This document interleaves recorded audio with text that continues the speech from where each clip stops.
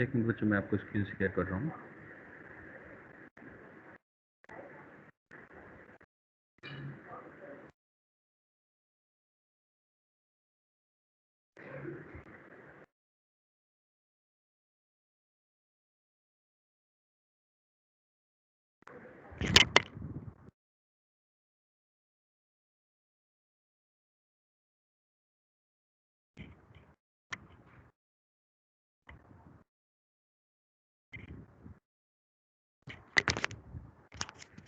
आज हम डिस्कस करेंगे पीसीओएस के बारे में।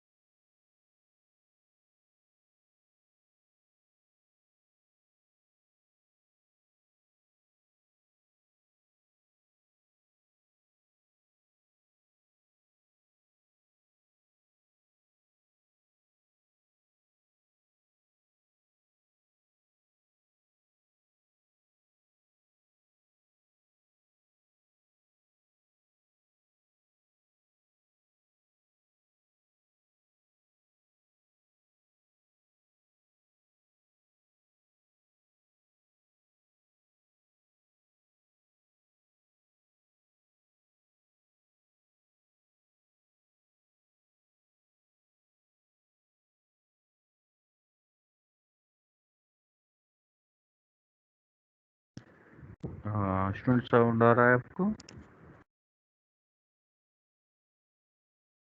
Hello. Yes, sir. Sir. Morning, sir. Good morning. Screen visual है? Yes. Yeah. Okay. Today we will discuss about the PCOS. ठीक है? Yes, sir. Okay. Let us start. PCOS. What is the meaning of PCOS? PCOS means polycystic ovarian syndrome. It's a female reproductive disorder of ovary. See, we will cover these topic within this disease about the definition, introduction and definition, incidence, causes, pathophysiology, symptoms, long-term risk means you can say risk factors, management and treatment, and conclusion of this disease. First, we will talk about the definition. PCOS, or you can say polycystic ovarian syndrome, was described first in 1935 by Steen and Leventhal as PCOS.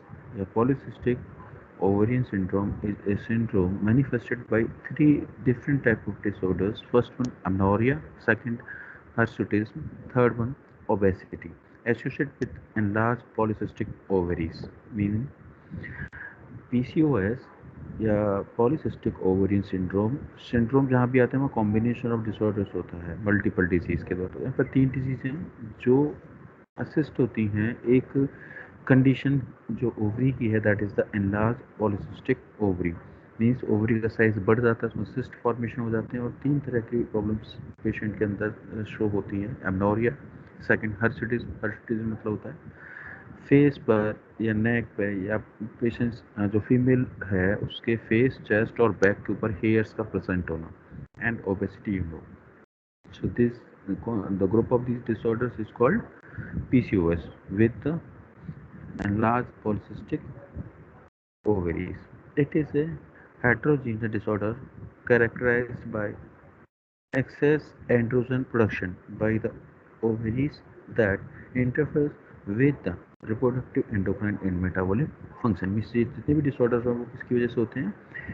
Androgen production की वजह से। जब androgen का production, जो sex hormone है, इसका production excessive amount में होने लग जाता है, that will cause this type of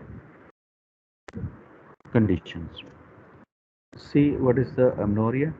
You know amenorrhea, obesity, excessive fat, hirsutism means womens के फेस, चेस्ट और बैक के ऊपर एक्सेसिव हेयर्स का प्रेजेंट होना। इफ टू और three following criteria are present, हम पीसीओएस कब कहेंगे? जब दो या तीन, लगभग ये तीन जो क्राइटेरिया है वो प्रेजेंट हो, जैसे polycystic ovaries. either 12 or more peripheral follicles 2 to 9 millimeter in size in diameter or increased ovarian volume more than 10 centimeter cube। यानी कि पहला कंडीशन है कि पॉलीसिस्टिक ओवरीज होनी चाहिए, मीन्स पेशेंट की जो ओवरी हैं उसमें 12 या 12 से ज़्यादा पेरिफेरल फॉलिकल्स होनी चाहिए जिनका साइज़ 2 से 9 मिलीमीटर डायमीटर हो, और ओवरऑल ओवरी की साइज़ की बात करें तो 10 सेंटीमीटर क्यूब से ज़्यादा होना चाहिए।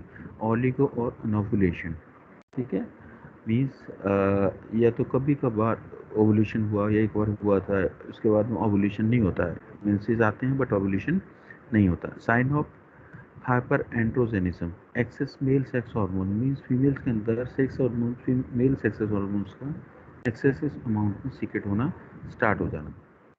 नेक्स्ट, डायग्नोस्टिक क्राइटेरिया क्या है? पॉलीसिस्टिक ओवरीज होनी चाहिए। अगर किसी वुमेन के अल्ट्रासाउंड यूएससी कर रहे हो उस टाइम पर अगर आपको पॉलीसिस्टिक ओवरीज दिखाई देती हैं, that means the women have chances of PCOS.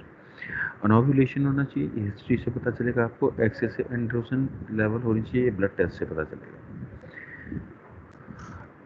Incidence report क्या है इसका? Most common endocrine disorders affect 5 to 10% women और reproductive age between 15 to 45 years, means जो इसका एज ग्रुप है वो 15 से 45 साल का है। इस एज ग्रुप की लगभग 5 से 10% वुमेन्स को ये कंडीशन देखने को मिलती है। Incidence is increasing fast with changes in lifestyle and stress, means incidence या ये केसेस कब सब देखे जाते हैं? जब किसी वुमेन्स के लाइफस्टाइल में या चेंज होता है या फिर बहुत ज़्यादा स्ट्रेस रहता है। Most frequent 20% cases of infertility in womens, इस पीसीओएस की वजह से लगभग 20% वुमेन्स के अंदर ये इनफर्टिलिटी का कारण बनते हैं। Strongly associated with insulin resistance that creates risk of for diabetes, cardiovascular disorders and hypertension।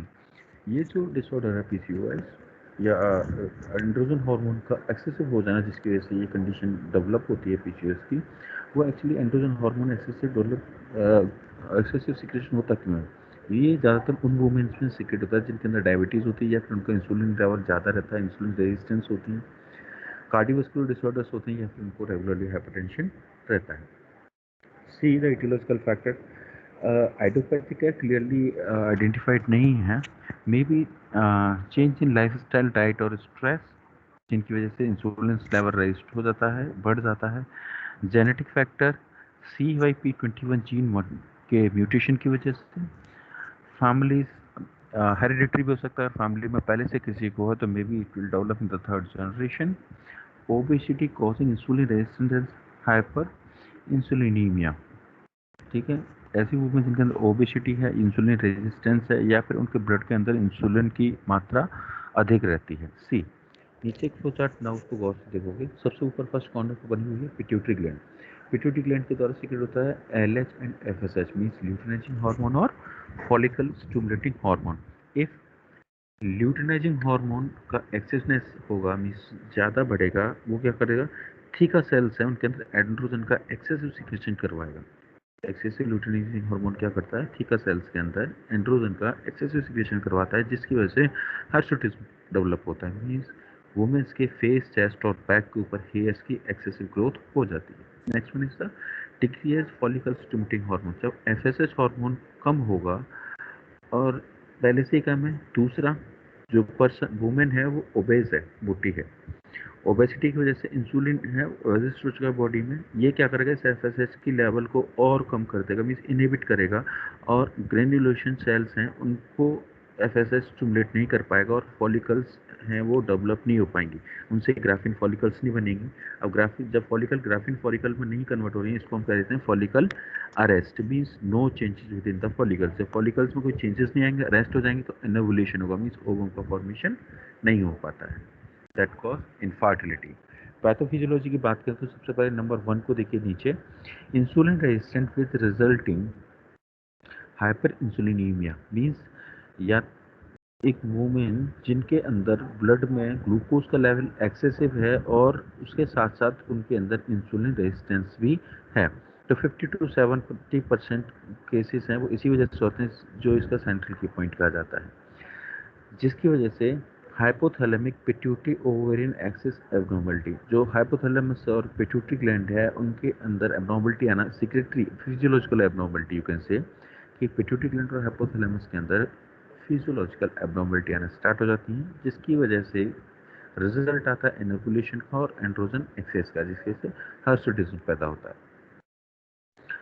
अगर पैथोफिजियोलॉजी को आप और ध्यान से देखोगे तो आप देख पाओगे, सबसे पहले हमारे पास है एक ओवरी जिसको सिस्ट बन चुके हैं। अब जब ओवरी के अंदर सिस्ट बन जाते हैं तो ये किसको ये अफेक्ट करती है, हमारे एंड्रोजन सीक्रेशन को। एंड्रोजन सीक्रेशन बहुत ज़्यादा बढ़ जाता है, जिसकी वजह से पिट्यूटरी ग्लैंड से जो हार्मोन सीक्रेट हो रहे हैं दोनों LH और FSH, जिसमें LH का अमाउंट बहुत ज़्यादा सीक्रेट होगा और FSH का अमाउंट बहुत कम सीक्रेट होता है। जब FSH का अमाउंट कम सीक्रेट होगा मीन्स फॉलिकल प्रॉपर्ली डेवलप नहीं हो पाएंगे, जिसकी वजह से इमेच्योरिटी आती है, फॉलिकल्स के अंदर इमेच्योरिटी आती है, मीन्स यू कैन से फॉलिकल अरेस्ट हो जाती हैं और सेकेंडरी फॉलिकल और ओवम का डेवलपमेंट नहीं हो पाता, इनोवुलेशन कंडीशन डेवलप हो जाती है।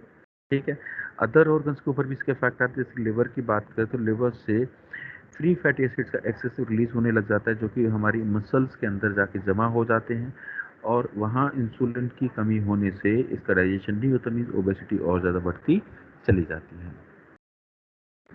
Next, see the symptoms of ovulatory dysfunction,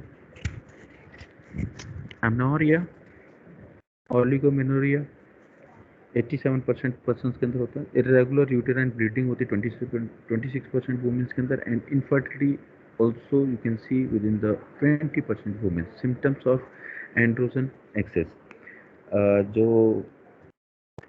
androgen excess के सिम्टम्स होंगे वो क्या क्या होंगे? पहला होगा, जब एंड्रोजन का लेवल ज़्यादा होगा तो क्या क्या सिम्टम देखने को मिलते हैं? Hirsutism means excessive growth of hairs on face, chest and back of womens, acne vulgaris, alopecia और baldness. Symptoms of insulin resistance के क्या क्या सिम्टम्स हैं? एक्यांथोसिस, है ना। Next, obesity.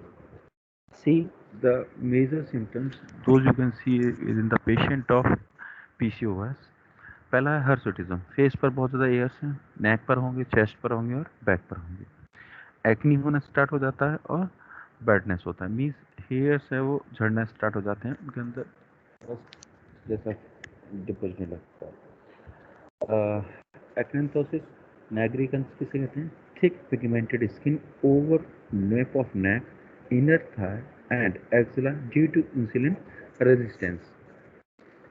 Long term risk, अगर रिस्क फैक्टर्स क्या कहूँगे, अगर किसी वुमेन के अंदर PCOS लंबे टाइम के लिए रहता है तो उनके अंदर क्या क्या आपको रिस्क फैक्टर्स मीन्स कौन कौन सी कॉम्प्लिकेशंस हो सकती हैं? पहला है diabetes, next heart disease, next hypertension, next dyslipidemia, endometrial cancer, breast cancer, recurrent pregnancy loss, ovarian failure after surgery.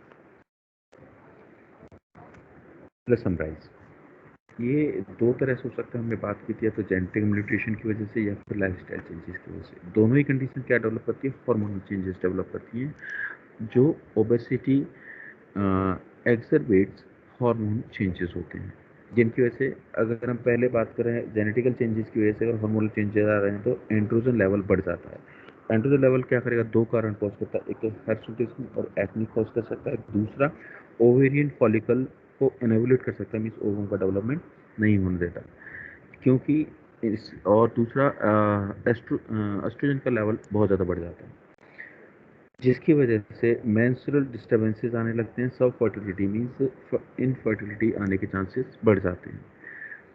दोनों ही कारणों की वजह से, या तो हिर्सुटिज्म एक्ने हो या फिर मेंस्ट्रुअल डिस्टर्बेंसेस और इनफर्टिलिटी आने लग जाए, दोनों ही condition psychological issue, body image, self esteem and depression और एंजाइटी का कारण बनते हैं। अगर लाइफ स्टाइल मॉडिफिटीज़ की वजह से हार्मोनल चेंजेस हो रहे हैं तो उसकी वजह से इंक्रीज इंसुलिन लेवल होगा, जो ऑल्सो अगेन दो कॉज क्रिएट करेगा। पहला ओवरिन फॉलिकल इनोवुलेशन और एस्ट्रोजन इंक्रीमेंट, इसकी वजह से मेंस्ट्रुअल डिस्टर्बेंसेस होंगे और इनफर्टिलिटी होगी।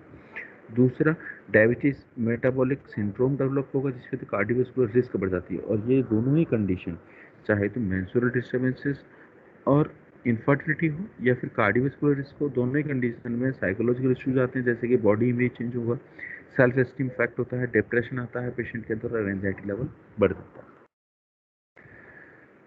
अगर किसी को इस तरह कंडीशन है तो उसका ट्रीटमेंट क्या होगा, ठीक है।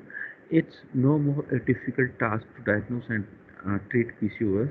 Get an ultrasound done as soon as possible. Take sample and healthy diet, simple and healthy diet, exercise excessively, lifestyle change. What are the treatments if these PCOS condition develop through these conditions? Like as we will talk first about obesity.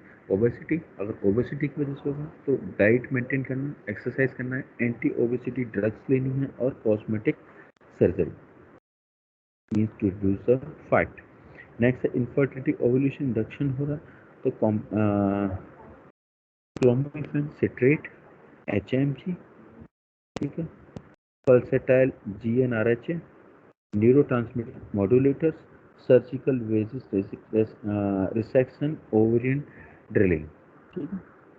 Next one dysfunction uterine bleeding, अगर menses disturbances आ रहे हैं तो treatment होगा oral contraceptive pills, progestins, neurotransmitter modulators, surgical procedure क्या होगा, DNC करवा सकते हैं, डाइट एंड क्यूटिस, और ओफोरेक्टोमी करवा सकते हैं, acupuncture and ultraviolet radiation of the blood.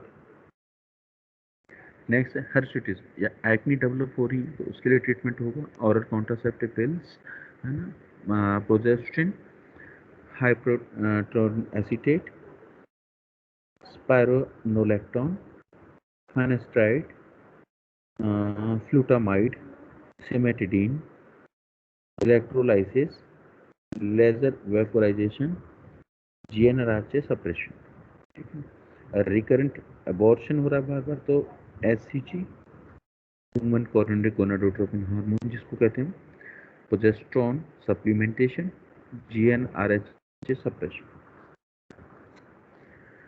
Conclusion. Through these slides of this PPT was just an attempt to show the importance of this health hazard in women and the serious consequences it may bring about when ignored, not treated. PCOS comes amongst the list of diseases that need to be treated, not only treated. With awareness, we can easily fight this disease, which I think has already started now via the slideshow.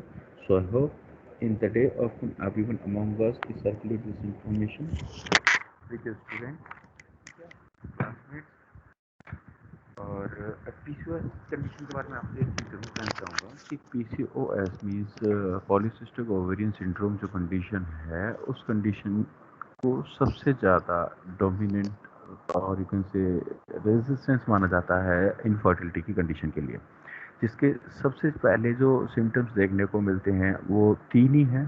एक तो face, chest और back पर hairs का present होना, हर्षिटिज्म, दूसरा acne का excessive डल होना। एक नॉर्मल एक्नी हो रहा है वो हार्मोन चेंजेस की वजह से होता है, एक एक्सेसिव अमाउंट में सिक्रेट हो रहा है तो वो PCOS की वजह से होता है, ठीक है।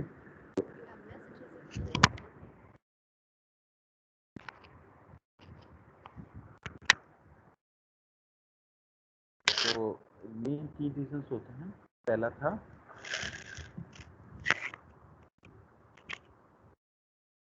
आपका हर्षिटिज्म, दूसरा था एक्नी होता है और तीसरा होता है एनोवुलेशन। जो एनोवुलेशन होगा मीन्स एनोवुलेशन कहते हैं ओवम का रिलीज ना हो पाना। जब एनोवुलेशन होगा तो वुमेन क्या कहते हैं फर्टिलाइजेशन के चांसेस बिल्कुल भी नहीं होते। तो these three symptoms of PCOS, और PCOS is the major cause of infertility, ठीक है।